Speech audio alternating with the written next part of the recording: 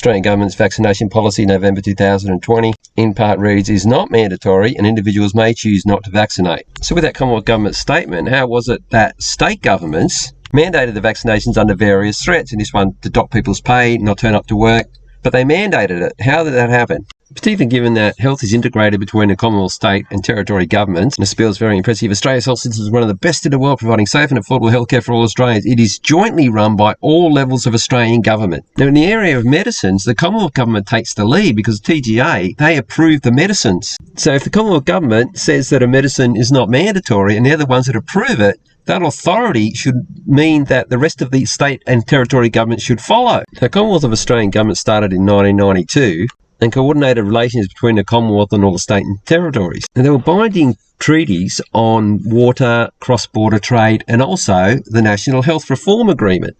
Now in May 2020, they got rid of COAG, even though health was only one small part of COAG. They got rid of all of it, and all the binding agreements were now repealed. Now the reason they gave for winding up 28 years of binding agreements was that they needed flexibility to deal with coronavirus. The repeal of COAG in conjunction with the emergency declaration by the Governor-General opened the door for them to be able to close borders, which under the Constitution they can't, and under COAG they couldn't. That one on the right, that New Year's Eve, was ridiculous because all the Victorians had gone up to the New South Wales South Coast for their holidays and they had, 8 hours to get back. It was just, that was all psychological trauma. That also allows them to go their own way as far as mandates on the jabs.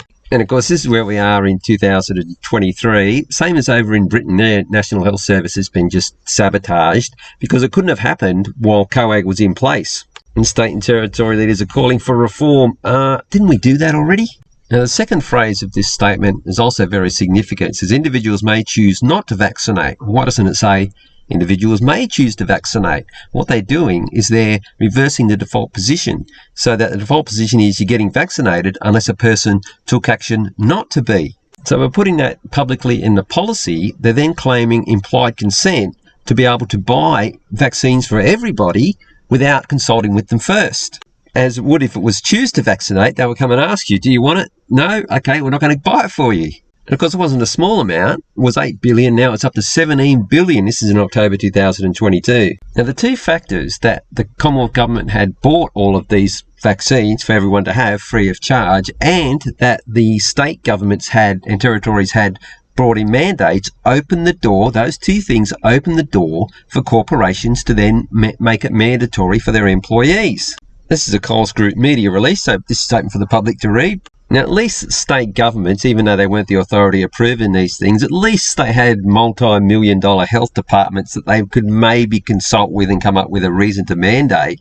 Corporations have no more medical expertise, unless they're a medical company, than OH&S trained first aid officers wielding first aid kits.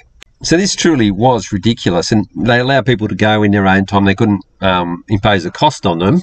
But look, that's how the majority of jabs went. You ask anybody, did you get it because you were worried about the symptoms of COVID, or did you do it for your job? Now, it can be a sensitive thing to ask, so I've been careful. I've probably asked about maybe 10, 12 people, and every single one of them said, because of my job. Let's put that 17 billion into perspective. Here's the Department of Health annual report. And they mention COVID-19 many times, but they keep it separate from their immunisation part. They spend 400, it's just gone up a little bit to 442 million annually. Now, COVID was 17 billion in under 2 years, which works out to about 8 billion a year. You're looking at COVID 16 times the cost of the National Immunisation Program. So you can see how meticulously planned everything is, wasn't it? From getting rid of COAG, having the emergency declaration, and then buying it all, and then allowing, and they're still doing it in the Fair Work Commission, is allowing these corporations to get away with forcing people through threat. I will not call it force.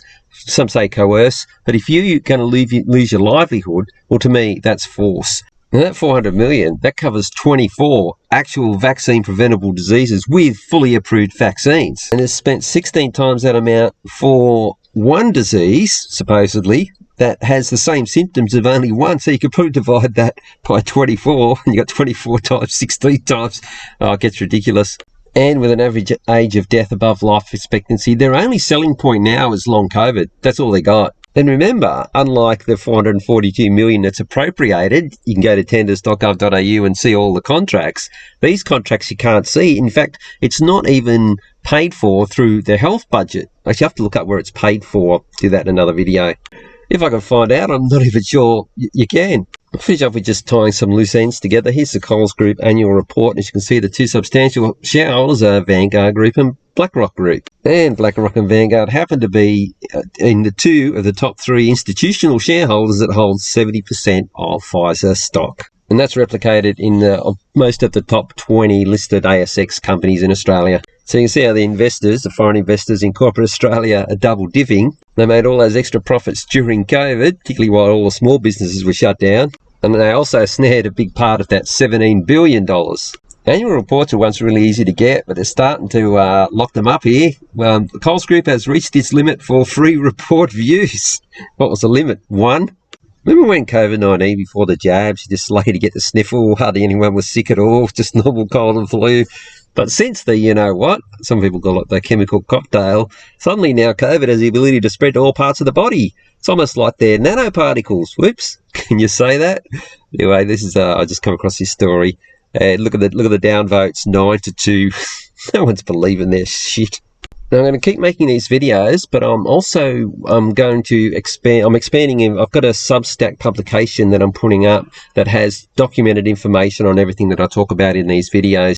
And what you can do is, it's free. You can subscribe to the publication, and then when I publish an issue or whatever, a post, you'll get notification. And I wanted to do that because people watch a video, but it's not really documented. It's good to have something, a page that people just go and read it as well. So, all right, that's it for this one. I'm still fine-tuning the Substack, so I'll put a link to that in my next video.